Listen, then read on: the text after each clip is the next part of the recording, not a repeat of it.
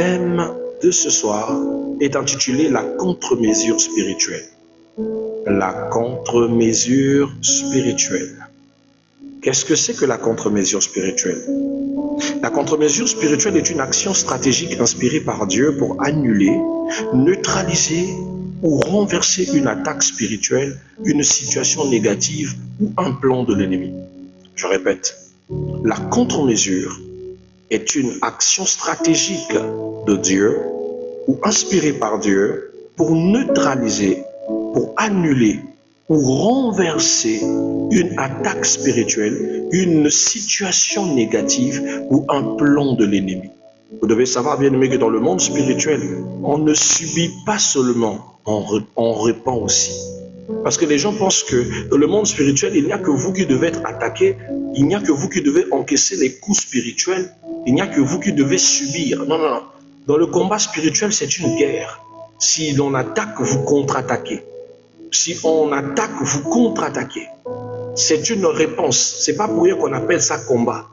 Lorsque vous ne contre-attaquez pas, c'est plus un combat. Ça devient que vous êtes comme, par exemple, un sac de boxe. Vous êtes peut-être devenu, je ne sais pas, un makiwara, mais vous n'êtes pas un makiwara. Vous êtes une créature de Dieu. Vous êtes la créature la plus puissante que Dieu a établie sur cette terre. Mais vous ne connaissez juste pas votre potentiel. Voilà pourquoi ce soir, tu dois connaître ce qu'on appelle la contre-mesure. La stratégie que Dieu a disposée pour que toute attaque soit rendue à son propriétaire. Pour que tout plan de l'ennemi, toute situation négative soit rendue neutre ou neutralisée. Et cette contre-mesure est biblique. Amen. Son fondement, la Bible dit dans Ésaïe chapitre 59, verset 19, il dit « Quand l'ennemi viendra comme un fleuve, l'Esprit de l'Éternel le mettra en fuite. » Non, tu ne m'as pas entendu. Je reprends. Quand l'ennemi viendra comme un fleuve, l'Esprit de l'Éternel le mettra en fuite. Quand l'ennemi va multiplier ses stratégies pour venir vers toi, la contre-mesure fera que l'ennemi fuit, se mette en fuite comme pas possible. Cela signifie que Dieu prévoit toujours une réponse, une contre-attaque, une manière de défense pour que quand l'attaque arrive, il y ait déjà la contre-attaque. Amen. Mais vous devez comprendre les différents principes de la contre-mesure. Quels sont donc les principes de la contre-mesure? Les principes de la contre-mesure, c'est quoi? C'est que toute attaque exige une réponse. C'est une chose que vous devez mettre dans votre tête. Si vous êtes attaqué, il faut qu'une réponse à cette attaque soit faite. Ne laissez pas une attaque vous mettez à vous plaindre pourquoi on m'a attaqué. Après, vous avez peur de dormir, vous ne voulez même pas prier parce que vous craignez qu'on vous attaque encore. C'est comme si les yeux ouverts, on ne pouvait pas t'attaquer. C'est de la distraction ce que tu fais. Quand il y a attaque spirituelle, tu dois avoir la réflexion de la contre-attaque. Luc chapitre 10, verset 19 nous dit ceci. Voici, je vous ai donné le pouvoir de marcher sur les scorpions, de marcher sur les serpents. Vous avez reçu donc le pouvoir de marcher sur toutes les forces des ténèbres, de marcher, de piétiner les forces de ténèbres. Tu n'es pas sans défense. Arrête de penser que tu n'as aucune défense par devers toi. Dieu t'a donné une défense. Dieu t'a donné une autorité spirituelle. Mais le plus souvent, tu la méprises. Tu penses qu'elle est faible. Bien aimé, elle est faible à cause de ta foi. Elle n'est pas faible à cause de Dieu. Elle n'est même pas faible à cause de ta chair. Ce n'est pas ta chair qui fait que ta prière soit faible. C'est ta foi qui fait que ta prière soit faible. Tu dois comprendre que tu dois alimenter ta foi parce que Dieu t'a donné le pouvoir de marcher sous les scorpions, de chasser les démons. Dieu t'a donné ce pouvoir. Alléluia. Moi j'avais un frère comme ça, on lui jette une attaque. Il se réveille, il dit Jésus. Après il se met à sourire. Et il sourit, tu l'entends comme un féticheur en train de dire Okosi. Wano simbingate. Omi simbi yomoko. Likamo yotindie zongeli yomoko. Simbi nzoto nangate. Je le dis en lingala, il dit, tu mens. C'est pas mon corps que tu as touché. Ce n'est pas mon être que tu as touché. Cette chose que tu as jetée, c'est à toi seul que tu as jeté. Ça revient sur ton propre corps. Tu t'es trompé de destination. C'est à toi-même que tu as jeté ce sort. Demain, toi-même, tu vas souffrir de la douleur de ton attaque. Il a fini de parler. Il se remet dans sa couette, il dort. Le lendemain matin, vous voyez quelqu'un qui Vous allez penser que c'est du fétichisme. Non, on appelle ça la contre-mesure. Si tu m'attaques, je te réattaque. Si tu m'attaques, ça te reviendra. Si tu me cherches, tu vas me trouver. Si tu me combats, des forces plus puissantes que toi qui sont derrière moi vont te combattre. J'ai un dispositif de défense qui est là à répondre sur toute attaque contre moi. C'est comme ça un enfant de Dieu. Alléluia. Tu n'es pas sans défense. Tu es une autorité spirituelle. Donc, ne pas réagir, c'est laisser l'ennemi l'avance. Deux fois, tu ne réagis pas, tu dis, ça c'est quel rêve que j'ai fait, ça c'est quel rêve que j'ai fait. Bon, je laisse seulement. Non, nous on ne laisse pas. Tu attaques, je réattaque. Tu attaques, je réattaque. Dans le principe de back in center, back to center. On ne blague pas avec ça. Tu m'attaques, je remets. Tu jettes, je remets. Tu attaques, je remets. Je ne négocie pas avec toi. Je ne suis pas ton matelas. Je ne suis pas ton makiwara. Je ne suis pas ton sac de boxe. Tu cognes, je cogne. Tu donnes, je donne. Tu gifles, je gifle. C'est ça la contre-mesure. Il n'y a pas de temps d'accepter. Je ne serai pas le chaos. Tu seras face contre terre. La Bible dit, ils vous feront la guerre, ils ne vous vaincront pas. Nous avons cette assurance que cet ennemi ne peut pas vaincre parce qu'il n'a pas la puissance dans sa bouche. Cet ennemi ne peut pas vaincre parce qu'il n'a pas l'onction dans sa bouche. Cet ennemi ne peut pas vaincre parce qu'il n'a pas la foi. Cet ennemi ne peut pas vaincre parce qu'il n'a pas Jésus. Mais Christ en nous, nous avons l'espérance de la gloire. Parce qu'en Christ, nous ne sommes pas simples victorieux. Non. La Bible ne nous appelle pas simples victorieux. Il nous appelle plus que vainqueurs. On ne peut pas combattre un vainqueur. On ne peut pas convaincre celui qui est déjà vainqueur. Quand tu me combats, sache que je suis déjà vainqueur. Quand tu t'acharnes contre moi, la victoire est déjà mon partage. C'est une chose que tu dois déjà avoir dans ton esprit. Le deuxième principe de la contre-mesure est que la contre-mesure doit être spirituelle. Votre problème, c'est que vous faites la contre-mesure physique. Tu vois quelqu'un qui a rêvé que le mauvais esprit est rentré dans sa maison. Et c'est lui qui commence à essayer de faire les choses spirituelles, physiques. Il va se mettre à faire des pratiques physiques. Bon, je comprendrais si c'est du symbolisme. Mais s'il te plaît, à un moment, il ne faut pas exagérer. Moi, j'ai vu carrément une sœur qui a reçu une attaque spirituelle. Sur le champ, il a pris le balai. Il dit, tu fais quoi? Je suis en train de balayer tous les mauvais esprits qui sont rentrés dans ma maison. Oh, s'il te plaît, c'est une action spirituelle. Il est rentré en esprit, il t'a attaqué en esprit. Toi, tu prends le balai pour faire quoi?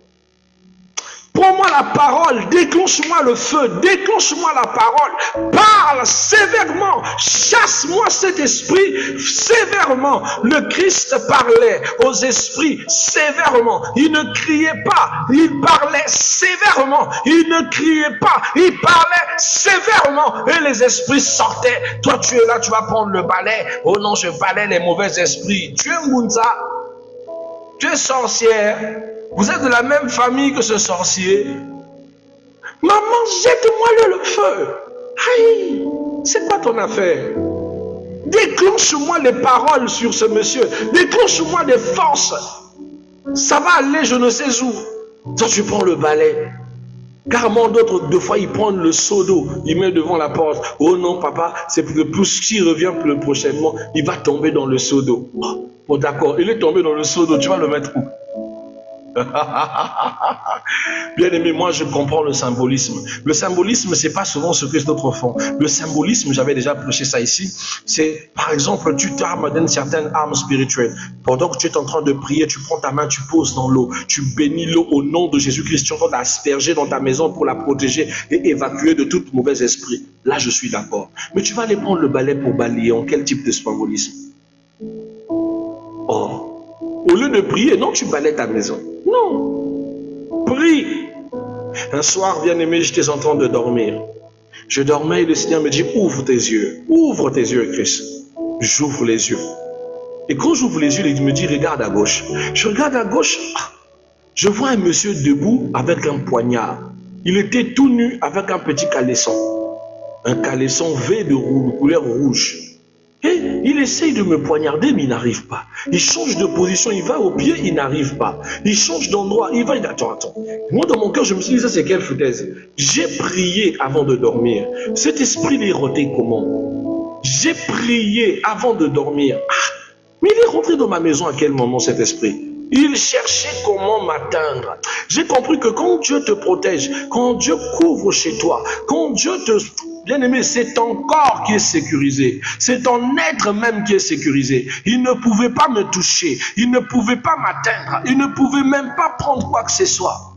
Je lui ai dit, mon cher, tu veux quoi? Il me répond, oh non, je veux contre-attaquer. Je dis, tu es qui? Après, il me dit, tu me vois. Je dis, oui, je te vois. Tu fais quoi chez moi? Tu fais quoi chez moi? Il est encore 4 heures. Bientôt, il sera 5 heures. Tu oublies que tu dois rentrer chez toi.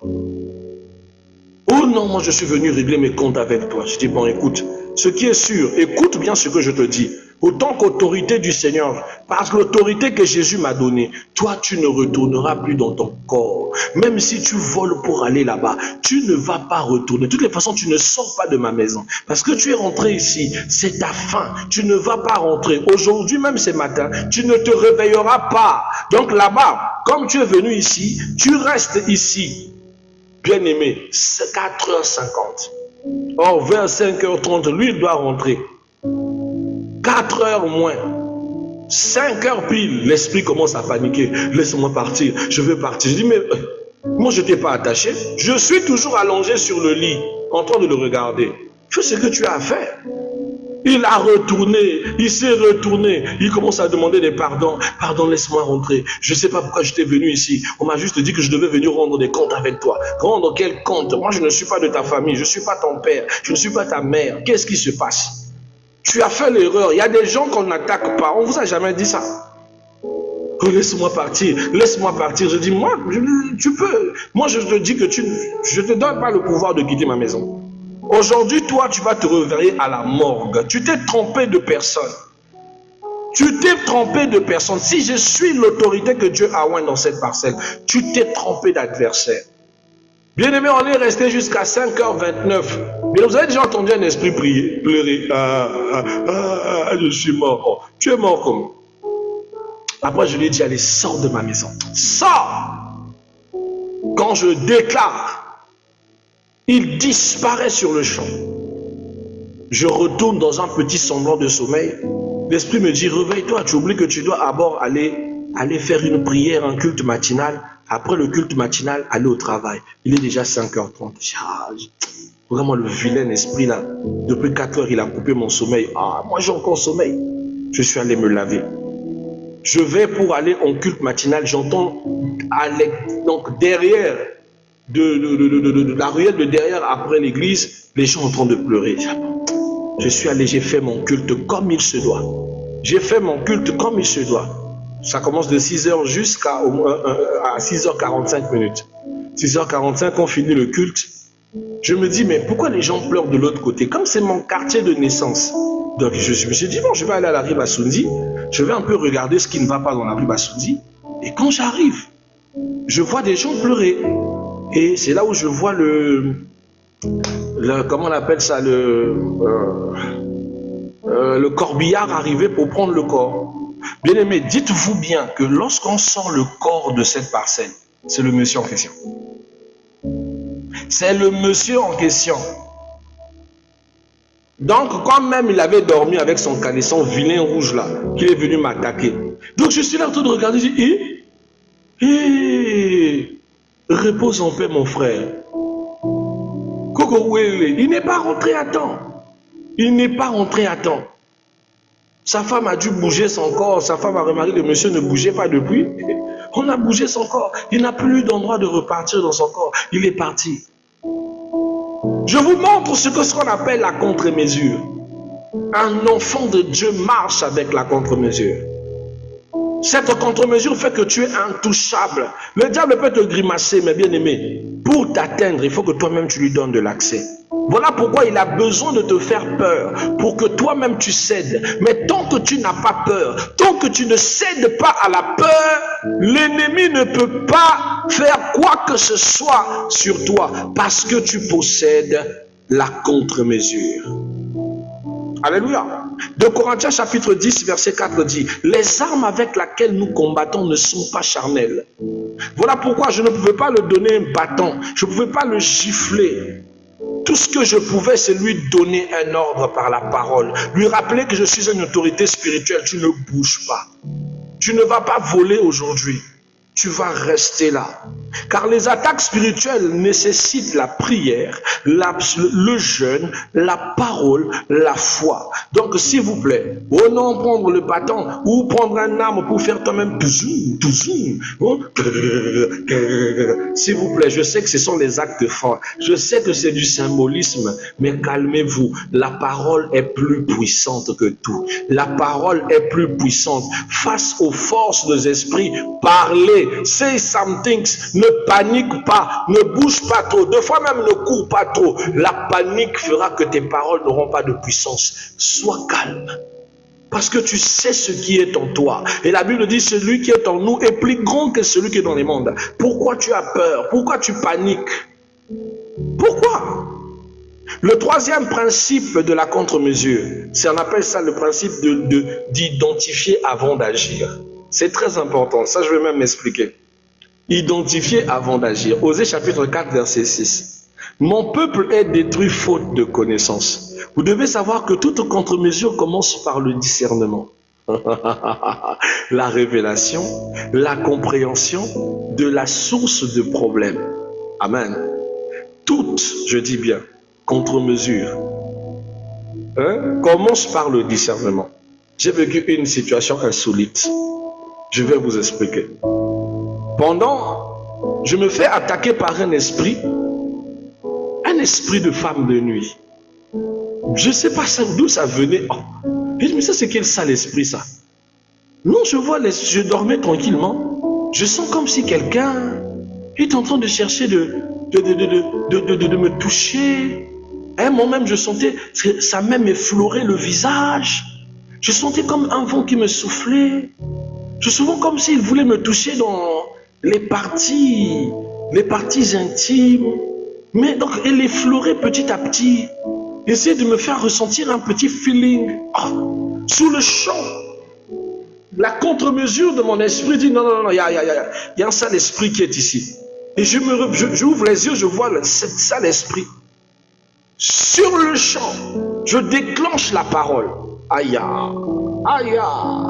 Au lieu de dire, Seigneur, dévoile-moi l'identité de cette personne. Qui c'est? Avant d'attaquer. J'ai directement enchaîné. Et quand j'enchaîne, bon, j'entends quelqu'un qui crie dans la parcelle. Oh, je dis, qu'est-ce qui se passe? Qui passe ça? On avait reçu une cousine qui était venue passer les vacances. Oh, cette cousine-là était un peu sorcière.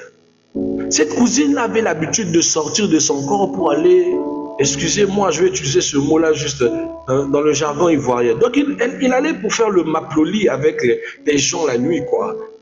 Il a couché avec les gens la nuit. C'est pas normal. Donc, son travail à elle, c'est de vous mapler dans vos sommeils. C'est pas bien ça, c'est dégueulasse. Et vous avez souvent des gens que vous faites rentrer dans votre maison qui ont des sales choses comme ça. Dans la contre-mesure, elle a reçu ça là où elle était. Elle est tombée, elle s'est cassé le bras, elle s'est cassé le visage. Le visage s'est tordu. Et je criais là-bas comme une folle. Moi, je ne savais même pas. Après, le Seigneur me dit, mais c'est ta cousine qui a voulu te faire ce coup. Toi aussi, tu pouvais d'abord discerner et commencer à chasser le mauvais esprit qui est en elle. Toi, directement, tu as contrecarré, tu as déclenché une bombe qui l'a chicoté de là où elle était et qui l'a brisé. Oh. Et j'ai compris que le discernement est important. Parce qu'il y a des personnes que vous pouvez détruire qui sont proches. C'est vrai que la Bible dit que tu ne laisseras pas vivre la sorcière. Mais la repentance, la bonté, et encore plus que la miséricorde. Deux fois discerner qui tu es. Que veux-tu? Seigneur, identifie-moi cette personne. C'est qui? Je sais déjà qui tu es. Je pose mes métrages avec toi. Je peux même te le dire comme ça en pleine journée avec sagesse. Certaines personnes doivent... Je lui ai dit, j'ai dit, ma chère, si tu viens encore sur moi, ou sur mon frère, mon père, ou qui que ce soit de cette maison, tu mourras. Bien aimé, elle a appelé vite sa petite, c'est sa maman qui est venue la récupérer. C'est sa mère qui est venue la récupérer. On lui pose la question, tu t'es cassé le bras comment? Comment tu t'es cassé la mâchoire? Personne. Qui t'a tapé? Personne. Qu'est-ce qui s'est passé? Personne. Fait insolite, je vous dis. Sa mère, comme elle était semi-sorcière aussi, donc elle a compris seulement l'affaire de son enfant. Elle a pris son enfant une de une. Il n'y a pas eu de plainte, il n'y a pas eu d'enquête policière, il n'y a rien eu. Eux-mêmes, ils savent ce qu'ils sont. Elle a pris juste son enfant. Il n'y a pas de souci, hein? Il n'y a pas de souci, je prends juste mon enfant. Il n'y a pas de souci. Oh. Ma mère me dit qu'est-ce qui s'est passé. J'ai dit non, maman, elle est venue me chercher dans ma chambre là-bas. Elle voulait me faire ça. C'est là où mon frère le deuxième du nom, mon deuxième frère, donc, il sort de là et dit, mais oui, mais moi, ça fait 5 jours ici que je rêve qu'on est en train de me coucher. Je rêve qu'on me couche copieusement. Quand je me lève, je suis fatigué. Oh, c'est elle. Elle dit, mais donc, on t'a bouffé. C'est parce que tu n'étais pas protégé. Celui qui a la contre-mesure, on ne monte pas sur lui facilement. Amen. Mais la contre-mesure commence dans le discernement, dans la révélation et surtout dans la compréhension de la source du problème. Ça va t'éviter de faire du mal pour rien à des proches. C'est pas toujours bien. La spiritualité est puissante. Vous savez, quand vous touchez l'esprit, le corps ne sert à rien. J'ai été combattu par une dame qui en vivait dans le même quartier. Cette femme-là, après avoir combattu mon neveu, ma mère est allée la voir à domicile. Il lui a dit, tu t'es trompé d'enfant. Écoute, si je sers le vrai Dieu, si vraiment je sers le vrai Dieu, et que toi, tu as encore volé la nuit, tu as encore marché le jour, tu as encore fait du mal à qui que ce soit, c'est que je ne sers pas le vrai Dieu. Écoute bien ce que je te dis. Cette femme-là a levé sa bouche, elle prend mes ballons l'arrêt, on va claquer dessus, on claque. Ma mère est sortie de sa parcelle. Elle est revenue s'asseoir là où elle était, visage serré comme ce n'est pas possible. Elle a récupéré son chapelet. Elle s'est mise juste à faire son chapelet. Ma mère aimait beaucoup son chapelet. Elle ne faisait pas le chapelet. Non, chapelet, il avait Maria sur le champ. Hein?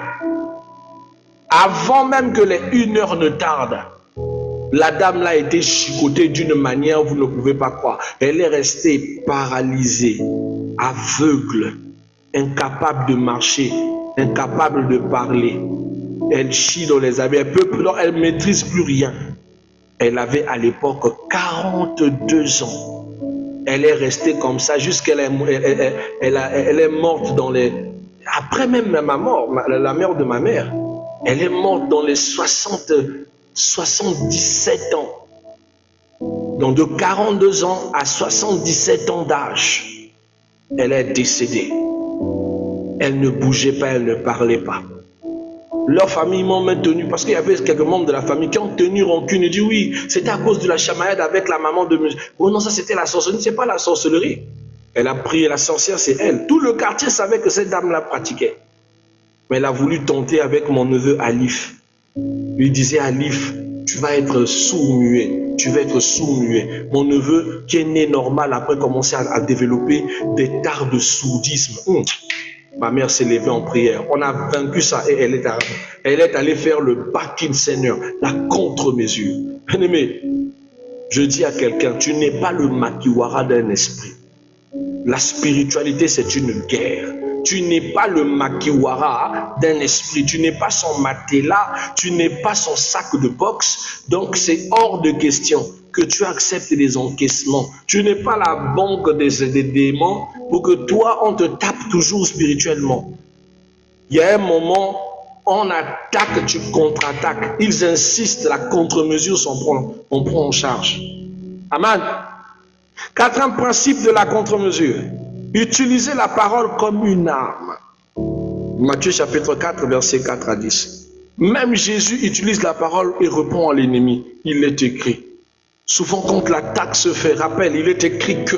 Il est écrit. C'est une puissance des enfants de Dieu. Toi, tu ne connais pas les Écritures. Tu te bats avec quoi? Connaître les Écritures, c'est important. Seigneur, il est écrit que tout genou fléchira lorsqu'on parlera de l'agneau. J'ordonne que là où il se trouve, peu importe la position qu'il se trouve, Seigneur, ses genoux tombent. Ça ne blague pas. Toi, tu ne connais pas. Toi, il est écrit, tu vas dire quoi?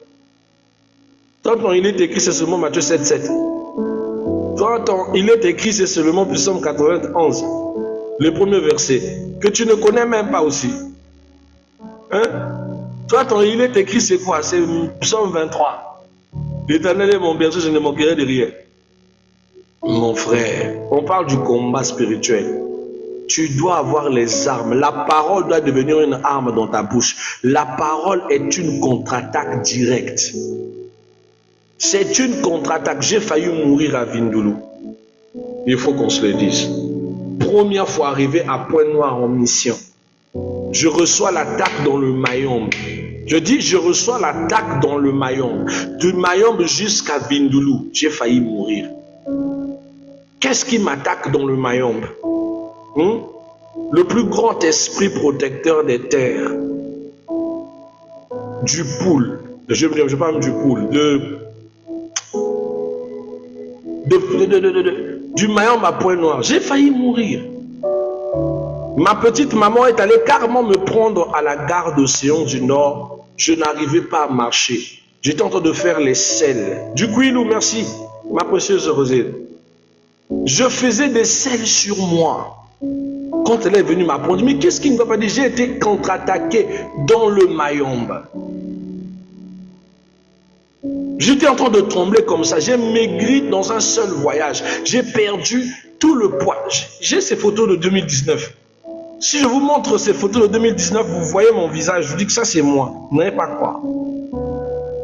Mais j'allais en mission pour le Seigneur et j'ai failli mourir.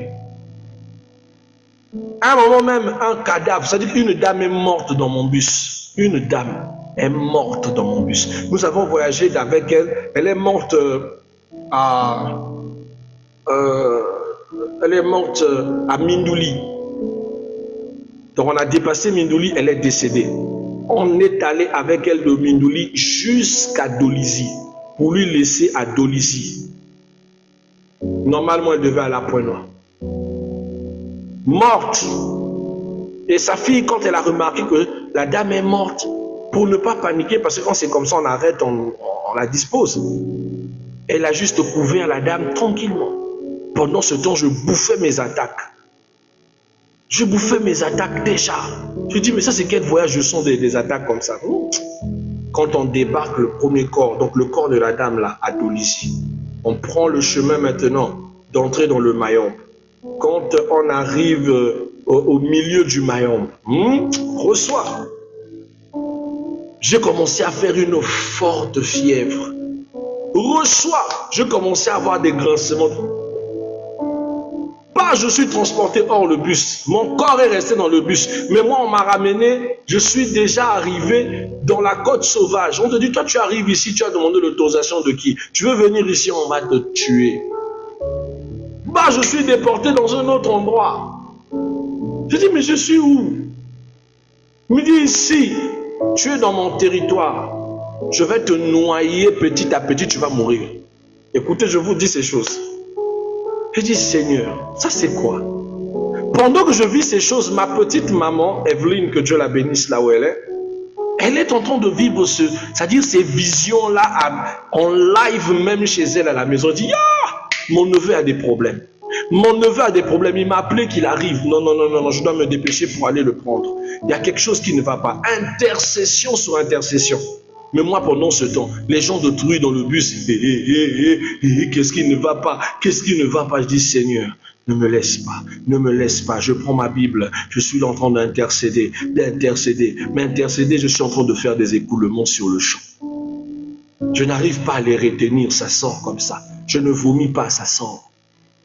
Qu'est-ce qui se passe? Une dame a tenu le Loprade. Il dit, prends, monsieur, prenez. Peut-être que ça va vous aider. Malgré le Loprade, rien, rien.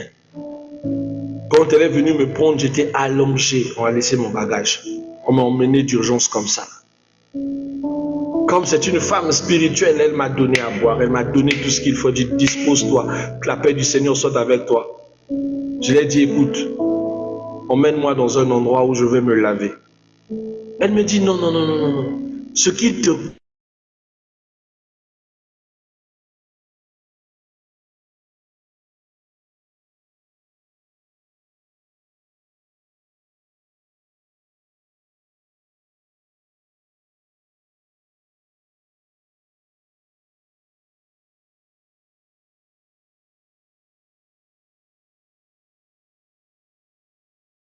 Tu es mort. Tu es mort. Écoute bien, tu es mort. Je dis jamais. Ma petite maman là-bas, elle est le Seigneur lui dit, prie. Il est attaqué dans la douche. Oh non, Jésus. Oh. On se bat avec le serpent. On se bat avec le serpent. Il disparaît. Je sors de là tout fatigué. Je n'avais pas mangé de la journée. J'étais pâle, j'ai maigri en une seule journée, j'ai fané, j'ai changé de couleur, je suis devenu verdâtre. J'ai encore les photos, les yeux rouges comme si je partais. Le Seigneur m'a dit, je suis avec toi. Tu n'as pas à craindre. Après, je vois cet esprit venir me dire, d'accord, si tu veux faire la mission que tu veux faire ici, alors tu dois te prosterner. Je ne me prosternerai pas. Je ne ferai pas cette mission. Je l'ai chassé. Je vais la nuit pour dormir. Bien aimé, je suis en train de dormir, je suis en train de sentir comme si quelque chose était en train de mâchouiller mes pieds. Comme quelque chose qui est en train de mâchouiller mes pieds. Et de fur et à mesure, vous savez, quand le serpent est en train de vous avaler, voilà. Ma petite maman, là où elle était, a sauté. Et quand elle arrive, elle a commencé l'intercession. Moi, je le vivais dans le songe. Mais alors que c'est un monde réel. J'ouvre les yeux comme ça, je vois ce qu'on appelle un grand serpent. Je l'appelle Ngouma. Oh, autour de m'avaler. Je me dis, ça c'est quoi? Au nom de Jésus, au nom de Jésus, au nom. Seigneur, je saisis, c'est la contre-mesure. C'était la seule force que j'avais. J'étais épuisé physiquement, mais la contre-mesure était pour moi la meilleure des dépenses. Et sur le champ, nous avons vaincu. On finit ce combat-là. J'ai envie de vous raconter l'heure est en train de passer. Aïe, aïe, aïe, aïe, aïe. On finit ce combat-là. Le chien qui est dans la parcelle de ma petite maman. Or, le chien là, c'est un rapporteur spirituel. Il est allé rapporter au mauvais esprit de Vindoulou qu'il y a quelqu'un qui est venu ici, qui est venu pour une mission. Il faut l'attaquer. La même nuit, j'ai vécu la visitation de 7 hiboux. Bien aimé, ce n'est pas des hiboux spirituels, des vrais hiboux physiques qui sont venus se tenir devant la porte de l'appartement où maman m'avait donné. Ils sont tous venus se mettre là en train juste devant la porte. Maman crie, mais c'est quoi? Des hiboux, ça vient d'où? Et en ce moment-là, 2019, Vindoulou, les hiboux, Vindoulou, les meurtres, Vindoulou, les dégâts, les disparitions. Oh, mais c'est quoi? Je vous dis, mais si c'était que j'ai moi-même vu, on dirait que j'ai machiné.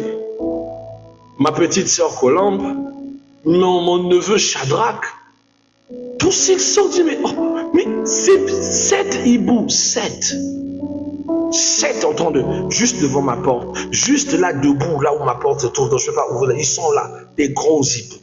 On les chasse, ils sont là. Je suis allé dans ma douche, j'ai pris de l'eau, j'ai béni au nom de Jésus-Christ. J'ai dit, Seigneur, c'est le temps de la contre-mesure. On reçoit. Boum, les hiboux sont tombés, morts sur le champ. Je ne raconte pas une histoire belle. Mort sur le champ par la prière. Donc le territoire de Pointe-Noire, vous connaissez, j'ai vécu des choses, non? J'étais là-bas en mission pour 6 mois. C'était 6 mois d'épuration. Dieu m'a accompagné, Dieu était avec moi, Dieu ne m'a pas laissé Ebenezer. J'ai marché dans la victoire, j'ai marché dans la victoire. Mais c'était un combat spirituel. J'ai rencontré des pasteurs sorciers. Des églises, tu penses que c'est une église. Donc en fait, c'est l'église des sorciers quoi en fait.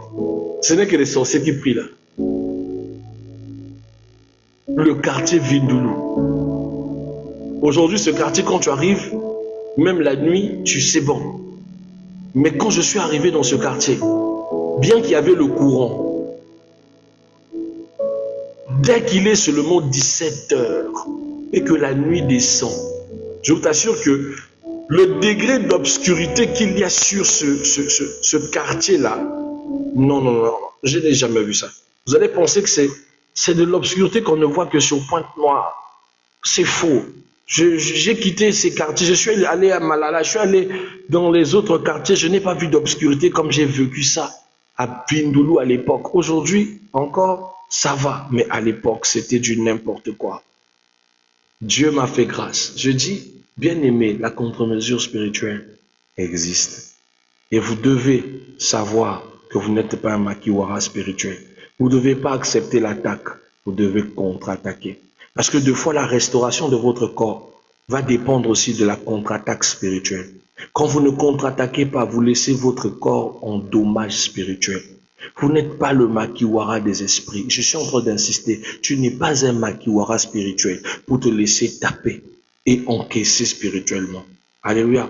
Le cinquième principe, on va clôturer par là, c'est l'intensité de l'attaque, ou l'intensité de la contre-mesure. L'intensité de la contre-mesure, bien aimé, Marc chapitre 9, verset 29. Cette espèce-là ne sort que par le jeûne et prière. Tu dois savoir que dans la contre-mesure, certaines situations exigera une prière intense. Toutes les contre-mesures ne sont pas de simples paroles où tu déclares tout simplement. Deux fois, certaines contre-mesures, c'est la prière acharnée. D'autres types de contre-mesures vont exiger que tu prolonges ton jeûne. Il y a des moments comme ça, tu as fini ton programme de jeûne, mais tu sens que l'esprit te dit, jeûne encore, jeûne. Deux fois, tu arrives à l'heure de l'ouverture du jeûne. L'esprit te dit, non, n'ouvre pas encore le jeûne. Tu sens que tu ne dois pas encore ouvrir le jeûne. Bien aimé, c'est le combat qu'il exige. Tu dois prolonger ton jeûne. Tu prolonges même jusqu'à minuit, parce que c'est le combat qui l'exige. Alléluia. Souvent, la contrepartie exige la consécration profonde. J'ai vaincu les forces qui m'ont combattu quand j'étais à Vindoulou dans la consécration profonde. Je le dis, consécration profonde. J'ai des situations avec le réseau, je sais quoi. Laissez-vous. Consécration profonde. On attaque, je contre-attaque. Je prie. Je suis dans la méditation. Je suis dans le jeûne. Je suis dans la privation. Je suis arrivé récemment à Point-Nord, au lieu de profiter des poulets fumés, je ne sais pas de quoi, de manger mes masundi, les makbala. Non. Moi, je suis là dans le jeûne pendant 1 mois et demi. Je n'ai pas pu profiter de Point-Noir favorablement. Au point où ma bouche était devenue... il n'avait plus le goût, j'avais une bouche blessée. Je n'avais plus aucun goût dans la bouche.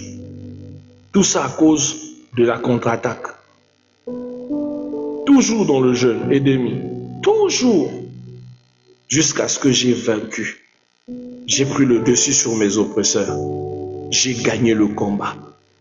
Et aujourd'hui, je suis fier de vous le dire. Quand je suis parti de Vindoulou, le chef, les gens du quartier m'ont donné des cadeaux. Parce que je faisais l'évangélisation sur tout Vindoulou. Donc partout je passais où le Seigneur avait détruit les sorciers, tué des gens, c'est-à-dire plein de meurtres, plus de corbeaux, plus de, comment on appelle ça, de hibou, plus de ceci. Tout partout où j'irais prêcher, ça tombait là, ça mourait là. J'avais des gens qui venaient me donner des cadeaux. Ah, pasteur, mais ton église, mais à cette période-là, le Seigneur ne m'a pas demandé d'implanter là-bas. Il m'avait juste demandé d'aller prêcher. Des très bons souvenirs, mes bien-aimés. La contre-mesure existe. Et la contre-mesure existe certaines rigueurs. Souvent, la contre-mesure impliquera que vous soyez intensif. Ça va demander à ce que votre prière soit intensive, un jeûne intensif, une consécration profonde. Donc, tout n'est pas toujours de simples déclarations, mais aussi une belle attitude. Alléluia. Bon, on va s'arrêter là. Je pense qu'on va continuer notre enseignement, si tout va bien, le matin et le clôturer par la grâce du Saint-Esprit. Que Dieu vous bénisse. Merci de nous avoir suivis. C'était Prière et Partage. Votre moment de prière et surtout de partage. Je suis en train de vivre un peu un boycott.